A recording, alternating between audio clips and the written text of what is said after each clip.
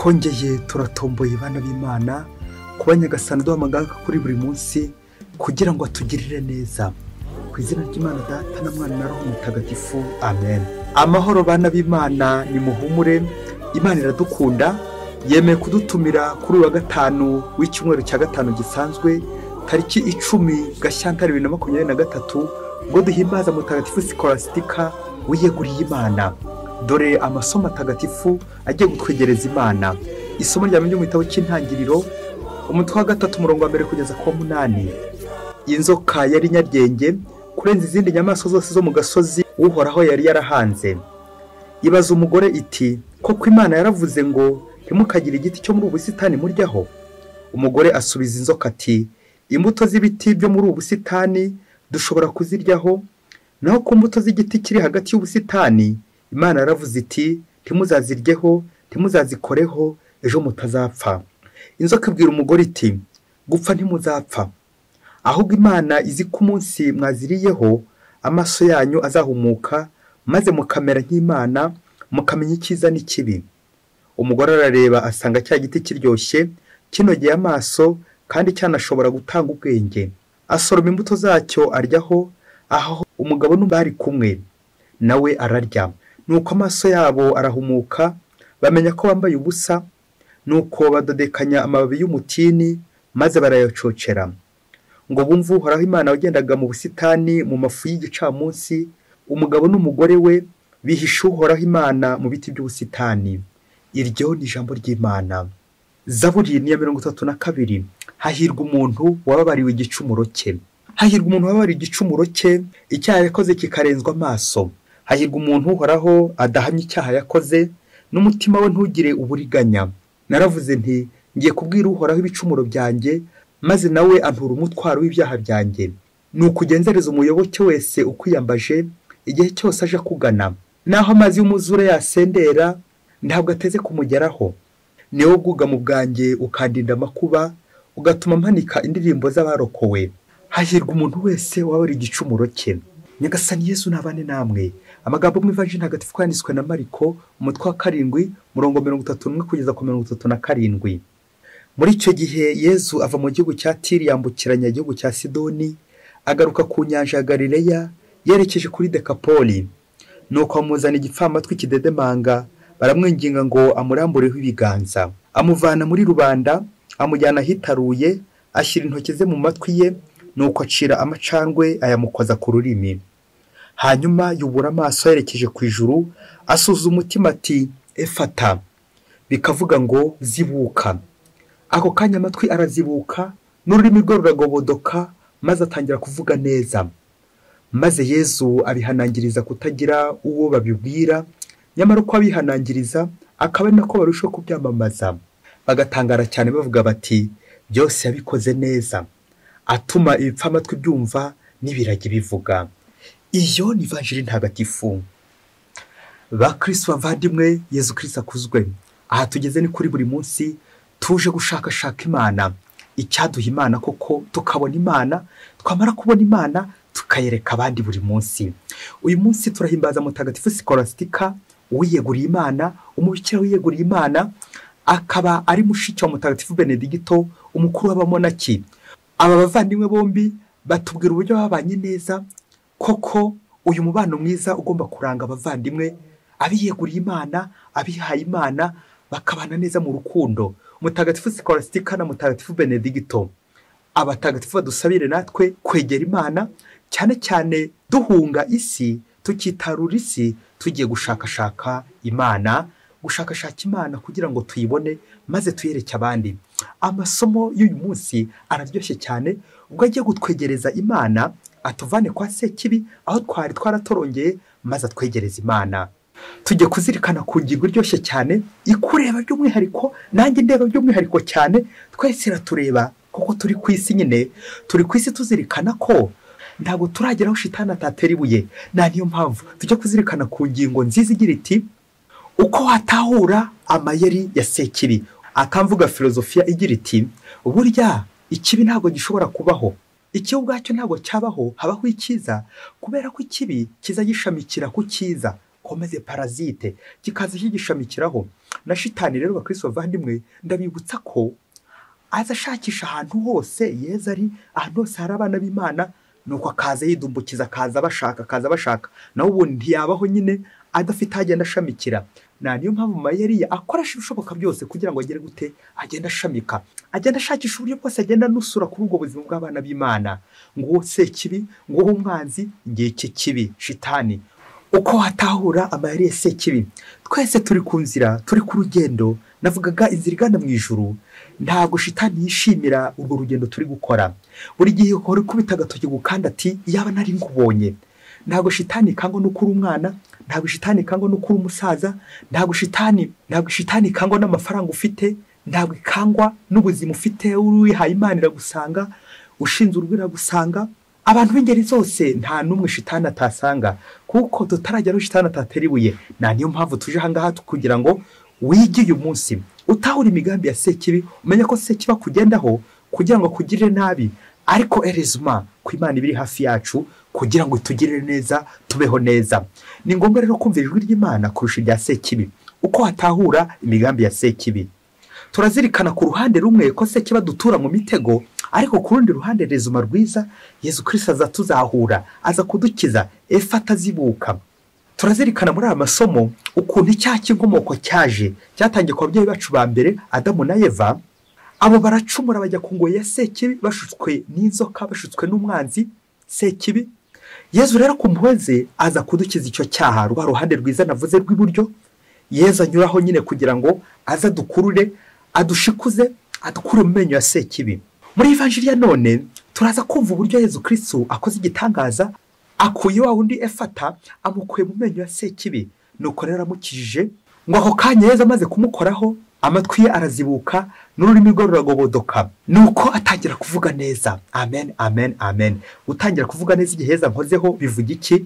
Kuvuga ibisingizo by'Imana, gusenga, kuva ku ngoyi ya Sekibi, maze ko nkabona urumuri, nkagenda mu rumuri rwa Kristo. Turazirikana uburyo Yezu Kristo abanje kumujyana ahitaruye, bigashushanya ko ari umwihariko wa Nyagasani. Yezu Kristo agiye kugukiza, agukura mu kivunge, agukura mu rusaku, maze agakujyana ahantu hatuje, akiherera, maze koko agasuhuza umutima, nuko akarangamira Imana, maze koko akagukiza. Kukuvana mu kivunge ati Efata, bigasobanura ngo zibuka. Ngaba abana b'Imana shitani yigaruriye, maze ikabajyana kure, igatuma batumva, igatuma batabona, igatuma batavuga, n'ibindi byinshi cyane. Shitani igenda ishaka uburyo yaturigisa.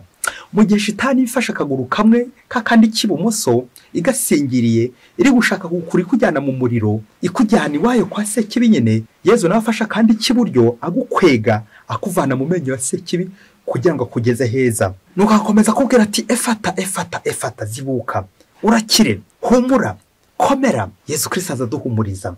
Mu kwirinda ibishuko bya Sekibi, turaza kuzirikana hamwe uburyo shitani ikora n'uburyo ikoze. La formation de Satan. Ngo mu ishuri rimwe mwarimu aherutse kubaza abana niba bazi shitani, nuko umwana umwe ngo atera hejuru aramubwira ati shitani ndayizi, ni ikigabo kinini gifite ibyanwa birebire n'urukoti rw'umukara, ndetse cyaba gifite n'amahembe. Nuko undi mwana aramubwira ati umva, ahubwo shitani ni icyoka nyamunini kinini cyane, kirangiza kurya imbeba, hanyuma kigakomeza kikarya n'abantu. Bakristo bavandimwe, Yezu Kristo akuzwe.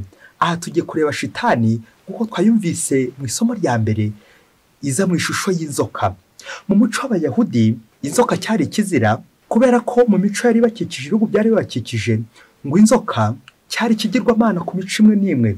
Noneho Abayisiraheli pour le monothéisme, mu guharanira ukwemera kumwe Imana imwe, bakayirwanya koko kugira ngo bimakaze ukwemera mu Mana imwe.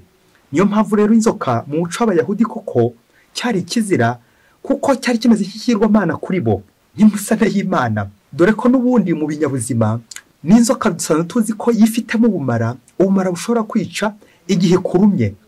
Usibye n'ibyo by'inyabuzima, ko inzoka ishobora kukugira nabi, igakwica, igakuruma, ikaba yagusigamo ubumara bukwica. Iryo jambo inzoka Giheburayi ryitwa arum, bigasobanura mu Gifaransa la ruse, astuce, n'ubucakura, n'uburyarya, ni ikintu cyambaye ubusa. Inzoka rero nubwo iteye ubwoba kubera amacenga ndetse n'ubugome bwayo, ariko tujye tuzirikana ko ari n'ubusa kuko yambaye ubusa. Uruhu rwayo nyine ruba rwambaye ubusa nyine. ibyo bigatuganisha kuri sekibi nka cya kigabo abana bavuze ngo nubwo kiba ari kinini cyambaye urukote runini ariko burya kiba kinambaye ubusa, ntacyo kiba cyambaye. Sekibi abaho ryari, abaho yishingikirije icyiza, akabaho afite ikintu ari gushamikiraho. Rero tukazirikana ko sekibi nyine nako ngako kadafite inda n'umugongo. Rero tukava kuri iyo nzoka ikurura ku butaka ngo twabivise mu isomo rya mbere, tukagera kuri iyo nzoka ishushanya sekibi ushaka kuza mu ishusho y'umuntu uje kugushuka, uje kuri amacakubiri, division, diabolos, utambuka hagati y'abantu nyine akabacamo ibice, akabamwe wiryana akabamwe ibice, ubundi bagatangira bagasuzugura. Uwo twabizirikanye mu isomo rya mbere, Adamu na Eva bakoze icyaha cyo gusuzugura, basuzugura Imana, barenga ku itegeko ry'Imana. Kubera iki? Bashutswe n'iyo nzoka. Iyo nzoka ishushanya sekibi nyine, iyo nzoka ishushanya kareganyi, igashushanya umuntu ushobora kuza muri iyo shusho nyine abiba abantu mw'ibice. Nk'uko twabizirikanye muri iri somo rya mbere, mu mayeri ya shitani akenshi iza isubira umuntu mu kanwa, gusubira Imana mu kanwa, igira ngo yifashije iby'Imana, ubundi wamara kumva ari iby'Imana nawe uti va ku giti dore umuntu, ugahita usamara wese, bikaza kurangira wasandaye. Ngo kubera iki? Ngo ni Imana yabivuze, gusubira Imana mu kanwa. Abantu benshi muri iyi si uzabona turi kugendana za Bibiliya, ishapure n'ibindi bikoresho byose bya kiliziya, ariko se aho hantu tujya tugeramo ubushishozi kugira ngo tumenye niba atari sekibi uri kwiyoberanya. Amayeri ya sekibi, sekibi ashobora gukorera mu bantu babandi baza bakuryoshya n'akarimi keza, bikaza kurangira ko usandaye, wasamara bikaza kurangira usandaye. Nuko ngo izo kibaza umugore iti ngo koko Imana yaravuze ngo ntihakagire igiti cyo muri ubu busitani muryaho. Amen. Birangira iyi nzoka yeretse wa mugore inzira mbi, imwereka nk'aho Imana yababeshye, igira iti gupfa ntimuzapfa. Amen. Wumve shitani ikintu akora cya mbere, adukuriraho, nari ngiye kuvuga, aza nk'utwereka faveri nziza ajya kuduhereza. Ibaze nawe umuntu ugukuriraho urupfu, wamugenza ute? Umuntu hamutse akubwira ati ntuzapfa, wamugenza ute? Aha ngamba yari shitani ibanza gutugusha neza, ikadutaka, igatunezeza ibitangaza byinshi. Ariko imvugo ya shitani ntabwo ari ingiro yayo. Shitani arabeshya, kareganyi, umushukanyi. None mu Kristo muvandimwe, ninde wagukuraho urupfu? Ko twese tuzapfa turabizi, ufite kopi nanjye ndayifite. Ninde ko kwakubeshya ngo ntuzapfa nawe ukabyemera? Ngiki cyaha cy'abakurambere bacu, gusuzugura Imana, bivumbuwe ku Mana, bayoboka sekibi barabashuka no tugambo turyohereye.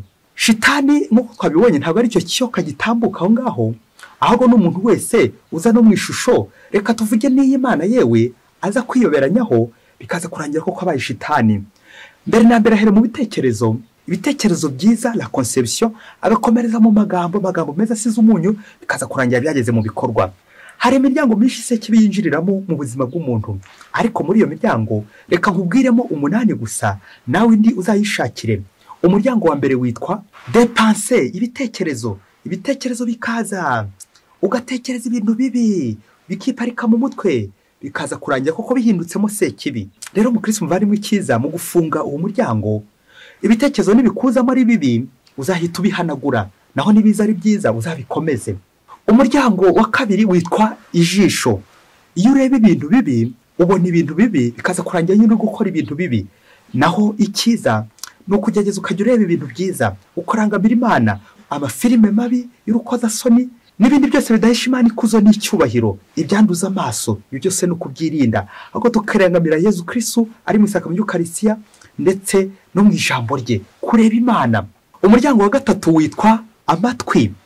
Iyo ushoboye gufunga amatwi, ugafunga ikibi, ibintu bibi ushobora kumva, birangira ko kuri kumva Imana. Niba ushaka kumva Imana, Imana ntivugira mu rusaku, ahubwo iba ahantu hatuje. Gufungura amatwi, mfungurira Imana, mfungura ijambo ryayo, nkumva ijambo ry'Imana. Umuryango wa kane witwa umunwa. Burya abakristo bavandimwe, mu munwa hashobora kwinjira uburozi cyangwa hakinjira umukiro, hashobora kwinjira ibiryo bibishye n'ibiryo byiza. Rero icyiza ni ukujya umenya gushungura, ukamenya ibyo winjiza mu munwa, ukamenya ibyo urya. Akamvuga igira iti l'homme devient ce qu'il mange, umuntu ahinduka icyo yariye. Ngo mbwira uwo mugendana, nanjye ndakubwira uwo uri we. Ngo ugomba kwimenyereza abo mugendana, ibyo urya, ibyo ufungura bikaba ari ijambo ry'Imana, bikaba biri mu Imana. Shitani uzaba yizitiye. Umuryango wa gatanu ni intoki, la main. Iyo ukora neza koko uba uri gukorera Imana, naho wakora nabi bikaza kurangira koko uri kuzana sekibi. Ibiganza byakoze kuri Yezu ntibikorakora. Nawe rero umenyereze ibiganza byawe biba ari ibiganza nyine bikora neza. Imirimo yacu ishobora kwinjiza sekibi cyangwa ikinjiza Imana. Iyo ari mibi ni sekibi, iyo ari myiza ni Imana. Aha gatandatu ni umutima. Mu mutima wawe bya bitekerezo uko bigenda biza bikira mu mutima wawe, bwa burakari, wa mushiha, wa mujinya, ibyo byose ni ibintu bikurura sekibi. Iyo rero wihaye gusukura umutima wawe mu ntebe ya penetensiya, ndetse ko ukanga icyaha burundu, umutima wawe uracya maze ukarangamira Imana. Aho ngaho ukinze urwo rugi bityo sekibi ntiyinjire. Aha karindwi ni amaguru. Amaguru yacu burya uko tugenda bihamagara sekibi. Inzira tunyuramo zishobora guhamagara sekibi, cyane cyane iyo ari mbi. Ariko amaguru yanjye yari kugana ku Mana, akerekeza ku Mana. Yesu Kristo araza mu buzima bwanjye koko akaba hafi yanjye. Ngiye rero kugana ku nzira ya munani, anadusa gukoraho umwitozo yitwa ibintu bakristo bavandimwe. Ibintu bikurura sekibi, kimwe nuko ibintu uramutse ubihaye umurongo mwiza byakugeza ku bantu, abantu bagakugeza ku Mana. Ariko ikigaragara, ibintu koko biraza bikadushuka, sekibi akanyura mu bintu ubukire bw'isi ashobora kuduhereza, bikaza kurangira koko twigaramiye, twigeze abantu bindeba, shitani ikabera tubonye. Uyu mwitozo rero w'ibintu, uru rugi rwa munani rw'ibintu nirwo tujya gukoraho umwitozo, bityo nawe uze kureba niba ntawe shitani iri kugushuka muri no minsi. Nuko rero tujya gusuzuma izo zugi umunani niba koko izawe zifunze cyangwa niba warazirangaje. Umunsi umwe higekore cyane muri Afurika, umusore n'umukobwa bakundanaga cyane, bitegura gushinga urugo, bitegura kubana, gushyingirwa. Nuko ngo bya bindi byateye wa mukobwa ushaka ibintu bya mirenge azatahana, wa mukobwa rero kubera ko yashakaga ibintu bya mirenge, nuko ajya kubishakira mu ngo z'abandi azisenya. Urumva atangiye kuba iki? Diviseri, gatanya. Nuko ko arabishaka karahava, aho n'abagabo benshi bamuha ibintu by'agataraboneka ibitahanwa, bamuha ibintu by'ibitahanwa byinshi cyane. Nuko iminsi igeze, abonye ko yarabuye, yarafite ibitahanwa byinshi, ariko afite n'ikindi gitahanwa gikomeye cyane, akamitungo ubanza yimukanwa noneho yo. Afite igitahanwa bita inda, yaratwaye inda. Kandi ubwo yatwaye inda bataraneteganya itariki igihe bazashyingirirwa. Nuko acura imigambi mibisha yose yuko azakora amayeri yose ashoboka, maze akazagusha umusore mu mitego, akazamutsindira yanda. Bityo koko bakazabana neza, wa musore yanda koko ikabiye. Kandi nawe ubwe wari kumubaza wayimuteye, bishoboke ko atari no kumumenya, kuko yatambutse mu nzira nyinshi, abagabo benshi bamusuhuza muha ibitahanwa, nawe ashobora kuba atazi uwari wamuteye iyo nda. Nuko asanga wa musore koko ari umukristo w'indani. Ngaho nawe tekereza uburyo uyu musore agiye koko gutahura amayeri, maze koko agatsinda iki gishuko nk'umukristo nyine. Nuko wa mukobwa aragenda aramwegera, maze aramubwira ati, ubu rero wa musore we, ndagukunda cyane bikomeye cyane, ariko ubu ngubu umva, ngiye gukubenga, kandi akubengera ikintu kimwe gusa, kuko ngewe sinazabaho ntabyara. Wa musore atangira kwibaza ko n'ubundi bazashyingirwa, ko intego yabo n'ubundi ari kuzabyara. Atangira kwibaza ibiri kuba. Nuko wa mukobwa aramubwira ati, umva rero, njye numvise ko umuryango wanyu mutabyara ngo muri ingumba, nta n'umubyaramo iwanyu. None rero nanze kugenda ntagusezeye, kuko sinshobora gushakana nawe mu gihe tutazabyara. Umva, uri ikiremba, bavuze kuri ikiremba, none koko ntago ngiye kuzapfa ntabyaye. Rero ibi ngibi mbikubwiye nk'ibanga numvise, kuko numvise bari kubikuvugaho. Nuko ntekereza nk'umuntu twabanye, ndavuga nti sinagenda ntabikubwiye. Ngaho natekereza uyu musore wabwiye ko ari ikiremba, babwiye ko atazabyara, ko ari ingumba atashobora kubyara. Ngaho natekereza uburyo agiye kwikura muri uwo mutego, ubundi koko ahita asezera uwo mukobwa, ubundi amuha urwaho, ubundi amubenge birangire. Nuko wa musore yikoza hirya yikoza no hino, ararakara cyane, arabisha cyane. Impamvu abantu bamuvuga, impamvu abantu bamubeshyira bene ako kageni. Wa musore ararakara bikomeye cyane, n'uburakari bwinshi, bari iminsi atarya atananywa, kubera ibyo bintu bamuvuze, ibyo bintu umukobwa yaje kumubwira. Nuko amara iminsi ari gupanga uburyo azihimura ku bantu bose bamuvuze, bamubeshyeye, bakamuharabika bene ako kageni. Nuko wa musore ngo mukwikura mu isoni, ngo kugira ngo asezere wa mukobwa amubwira ati, genda mara amasa, genda ukwawe. Nuko aramuhamagara, maze bajya aho ngaho nyine muri ubwo busitani hafi aho ngaho muri Edeni iyo hirya kure. Maze abwira wa mukobwa ati, maze rero ngiye guca agasuzuguro, ngwino nkwereke uko bansebeje, barambeshyeye, ngwino nkwereke rwose ko bansebeje, barambeshye, baramparabika. Ntibyarangiye se ari kwiregura bene ako kageni, birangira koko baryamanye babonanye, agira ngo beshyuze, bikaza kurangira koko atazi ruhe na ruhe, babanye na wa mukobwa, bakabana karamata. Ari ibisimba byose wa mukobwa muzaniye avanye mu gihuru no mu bigunda hirya kure, ari ya mitungo utimukanwa yose wa mukobwa arasaruza nka yasura isaruza yose noneho yarabizanye, ari imitungo yimukanwa yose yarayizanye, ari itimukanwa yose arazana byose arakukumba, maze ashyira wa musore bya bisimba byose arabyakira na yanda barayimutsindira, nuko babana gutyo sinjye wahera. Mbega abasore barabashukwa ababyeyi bakristo bavandimwe, reba amayeri ya Sekibi ntabwo ari inzoka gusa, ahubwo n'umuntu wese ucura imigambi mibisha mu bitekerezo, bigatanya mu bitekerezo bikaza gukomereza mu magambo meza koko aza nkaho agiye kukugira neza, aza nkaho agiye kujya ku ruhande rwawe faveur. Sekibi agashaka kuguha faveur, bikaza kurangira koko akugushe mu mutego, ibikorwa bikaba. Ngaho tekereza umukobwa amaze gushenya ingo z'abandi nyinshi cyane kubera ibitahanwa.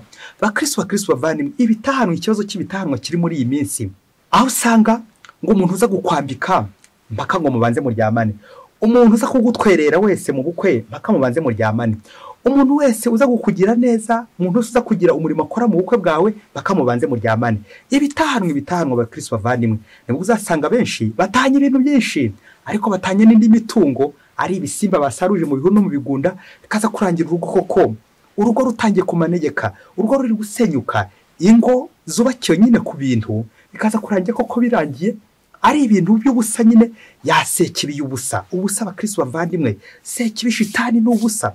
Aha, ishyire ku ruhande rw'uyu musore, urebe uburyo bwose agiye kwisobanura, gushaka kwisobanura kwa Sekibi, ngo harya ngo Imana yaravuze, ngo yaravuze, bikaza kwanya nawe gushaka kwisobanura ngo yego nyine yarabivuze.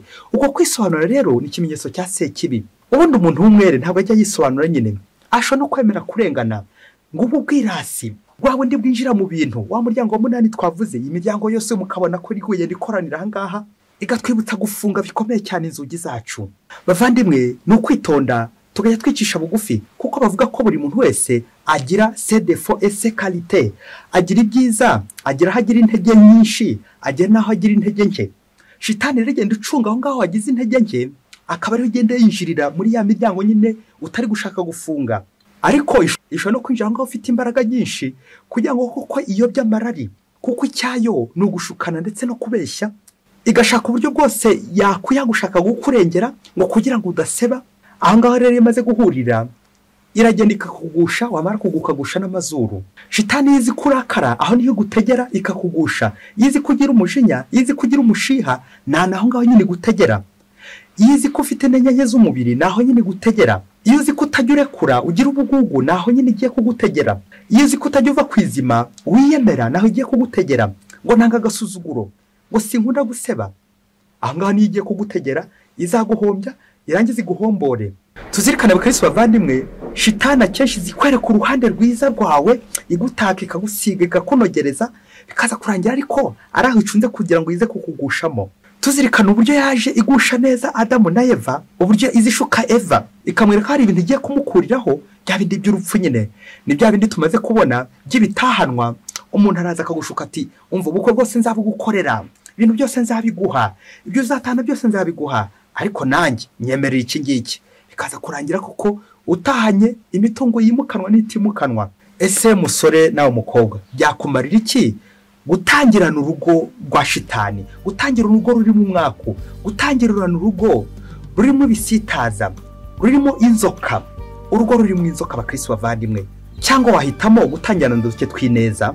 Ibitahanwa uwo muryango w'ibintu, ibintu bituzitira Imana, ibintu bituma dufungirana Imana, ibintu bituma dufungura Sekibi. Uyu munsi nanjye reka no gutera Eva na Adamu amabuye ko aribo ngo bakinguriye icyaha, ahubwo nanjye ndebe igihe cyose nkingura shitani, igihe cyose nanze gufunga imiryango, igihe cyose ndangaza imiryango, amadirishya n'inzugi byanjye, bikaza kurangira koko ibintu byose biri kuza byico kiwanjye, imiryango yose irafunguye, babakobwa bose barangaje imiryango n'amadirishya yabo, bikaza kurangira koko shitani iri kwinjira, iri kwinjiza ibitego by'umutwe byinshi cyane. Nanjye nze kwisuzuma niba nta kobo two ku mubiri gifite, shitani igenda ishaka kwinjiriramo, maze ko kwikangusha, bikaza kuranya n'abandi bari kugwa. Uyu munsi se gucunga ahantu hose ibitekerezo byanjye, shitani ishobora kuba iri gushaka kubyinjiriramo. Ntekereze ku magambo yanjye nanone, amagambo mvuga, amagambo y'ibishenzi, amagambo y'ibiterasoni, aho hose shitani arahinjirira kugira ngo ejo n'ejo bundi none hazagaruke ari ibikorwa bibi, ukazarangiriza muri prison. Nivugiraga prison y'icyaha, kubera iki? Sekibi nyine ari gushaka kukuganza. Rero bakristo bavandimwe, gutahura amarira ya sekibi nta kindi twakora kuko turi abanyabyaha, turi n'abanyantege nke. Icyacu rero ni ugupfukama tugasenga koko. Isengesho rihasha sekibi, ushengera cyane cyane, yimenyereza kurangamira Yezu, yimenyereza kugumana na Yezu, kugira ngo koko sekibi ageza asange ko kumfasha kuri Yezu ndamugundiriye, ubundi akurura akaguru, yagakurura Yezu akuruye kandi simbe ntagira icyomba, kubera ko Yezu Kristo arusha shitani amaboko. Ntago shitani ashobora kurusha Yezu amaboko. Nibwo Yezu azambwira ati efata, zibuka. Nanjye ko nkazibuka kubera iki? Nshamikiye kuri Yezu, negamiye nde? Negamiye Yezu, negamiye nde? Negamiye Kristo, negamiye urutare rukomeye. Rero ikiruta byose ni ukwegamira Yezu Kristo. Ikiruta byose, shitani nubwo yadushuka ikaza gusanga twegamiye Kristo, ntacyo tuzabaho neza kandi tuzishima. Mwese rero mbifurije kurwana urugamba rwa roho buri munsi, ukarwana kandi gitwari, kugira ngo koko utsinde uri kumwe na Kristo. Uri kumwe na Kristo aratsinda, uri kumwe na Kristo abaho neza, uri kumwe na Kristo ntacyo abura. Mwese Imana ibaho umugisha. Imana Data na Mwana na Roho Mutagatifu. Amen.